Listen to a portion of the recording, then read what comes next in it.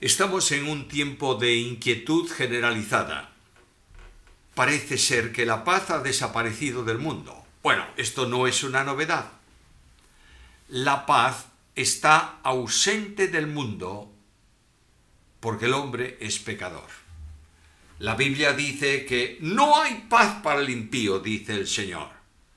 La paz no hay referente a un tiempo en que se mantuvo estable aquí en la tierra.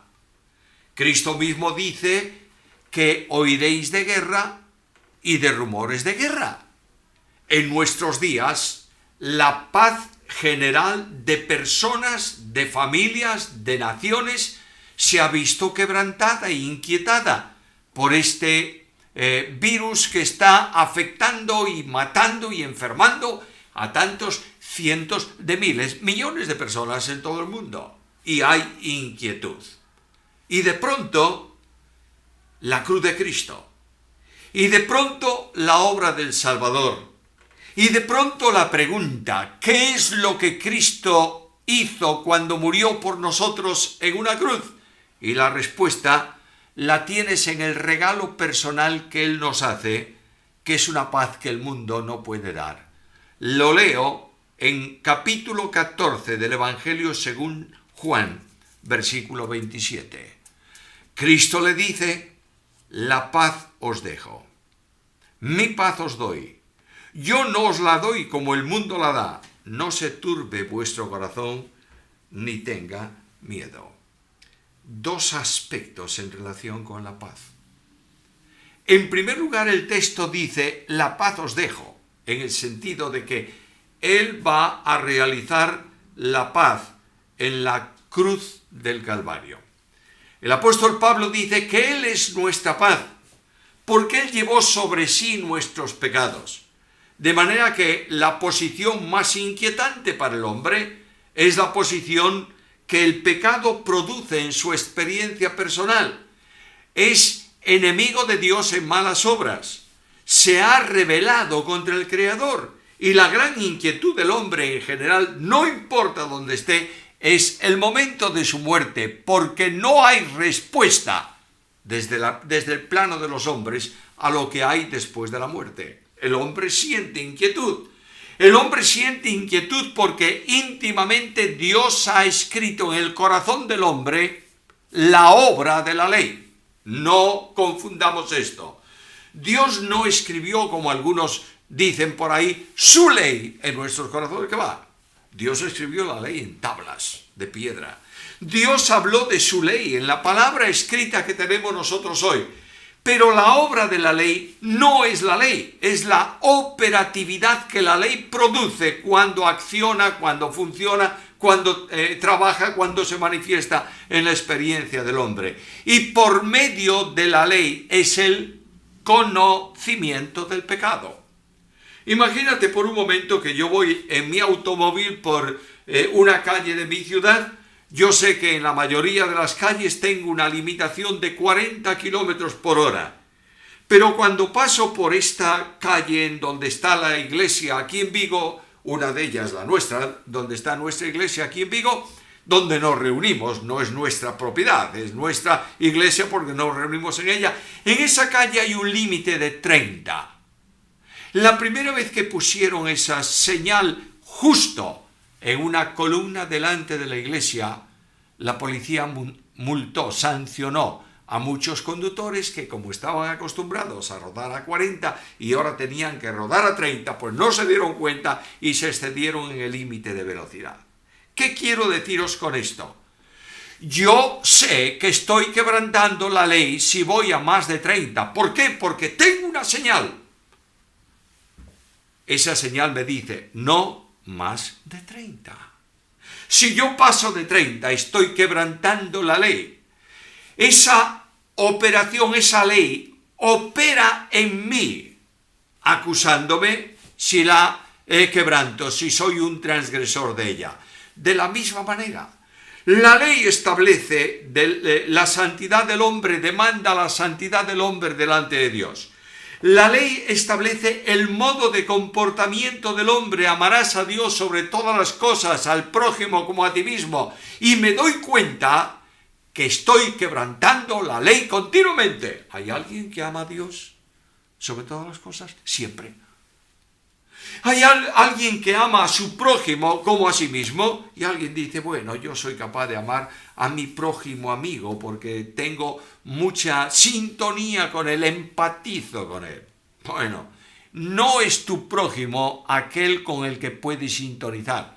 Cristo lo puso como referente en la parábola de aquel que cayó en manos de ladrones, del buen samaritano.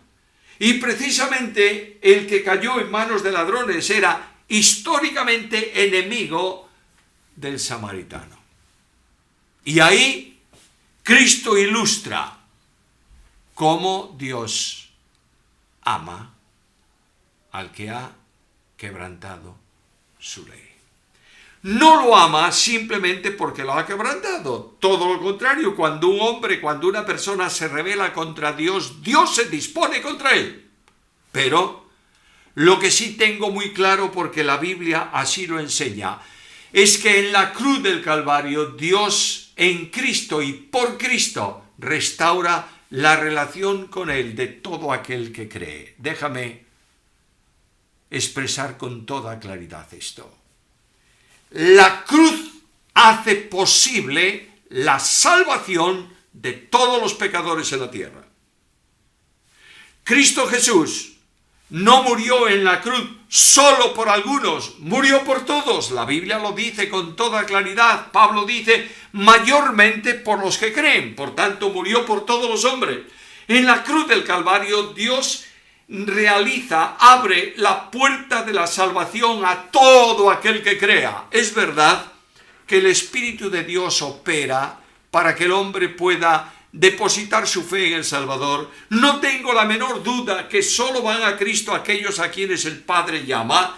No tengo ninguna duda de que todo aquel que va a Cristo y dice, Señor, perdóname y sálvame, es recibido por el Hijo de Dios, el Salvador de los pecadores, y le otorga por gracia el perdón de los pecados y la vida eterna. No tengo duda ninguna. La salvación no está limitada, sino que todo aquel que quiera creer en Cristo, al impulso de la gracia, es salvo. Porque de tal manera amó Dios al mundo, que ha dado a su Hijo unigénito para que todo aquel que en él crea no se pierda, mas tenga vida eterna. Me encanta predicar este evangelio. Alguien me puede decir, entonces ¿tú no crees en la elección? Claro que sí. ¿Cómo no voy a creer en la elección si está claramente expresada en la Biblia? ¿Y no crees en la predestinación? Por supuesto que creo en la predestinación, pero a lo largo de todo el Nuevo Testamento, predestinar, predestinación, predestinados, todo ese entorno de las derivadas, de las variantes de la misma palabra, de la misma raíz, son para creyentes. Escucha un ejemplo. En Romanos capítulo 8, versículo 29, Pablo dice que el Dios de la gracia nos predestinó para ser hechos conformes a la imagen de su Hijo. ¿A quién? A los que creen. Por tanto, me encanta, me entusiasma anunciar un evangelio de salvación para todo aquel que cree. Y el texto me dice, la inquietud de la relación a causa de la condenación por el pecado desaparece por la obra redentora de Jesucristo. Y Cristo dice, mira, en la cruz yo os dejo hecha la paz. Y cuando la cruz se produce, Pablo dice que Dios clavó en esa cruz el acta de los decretos que nos era contraria. Esa ley que demandaba la muerte del pecador, la condenación eterna por el pecado, es imputada a Jesucristo el Señor, y Él es hecho maldición para que nosotros seamos hechos bendición de Dios en Él. Y Dios abre la puerta de la gracia, y Dios abre la puerta de la paz para todo aquel que cree. Y Jesús dice, la paz está hecha. Pero déjame volar un momento mi imaginación. El Señor se despide de los suyos. Y cuando alguien se va de viaje, muchas veces le deja un regalito a la persona con la que estuvo. Cristo mete su mano en el bolsillo, estoy alegorizando, no había bolsillos ahí. Y dice, ¿qué les dejo? No tengo nada. Pero voy a darles algo que nadie más que yo puede otorgarles. La paz con Dios la voy a realizar porque he sido enviado para hacer la obra de la reconciliación. Pero quiero regalarles mi paz personal. La paz os dejo. Mi paz os doy. Y esa paz se experimenta en la medida no en que conocemos intelectualmente a Jesús, sino en la medida en que vivimos a Jesús. Jesús, que es la paz absoluta, se hace vida en nosotros. Y esa vida admirable de Jesucristo, en nuestra experiencia, nos hace sentir paz. Miramos el camino complicado, difícil, doloroso de la vida y pregunto, ¿y el camino qué, Señor? Y Jesús me dice, yo soy el camino. Miro a veces la cerrazón de luz en ese camino. No hay apenas un rayo que ilumine la senda. Pero Cristo me dice, yo soy la luz del mundo. El que me sigue no andará en tinieblas. Miro la cuesta empinada del camino y digo, no tendré fuerzas para subirlo. Pero Cristo se hace fuerza, fortaleza en nosotros. Y el Espíritu Santo de Dios que reproduce a Cristo en nuestra vida nos lleva siempre en triunfo en Cristo Jesús. ¡Oh, qué admirable dimensión!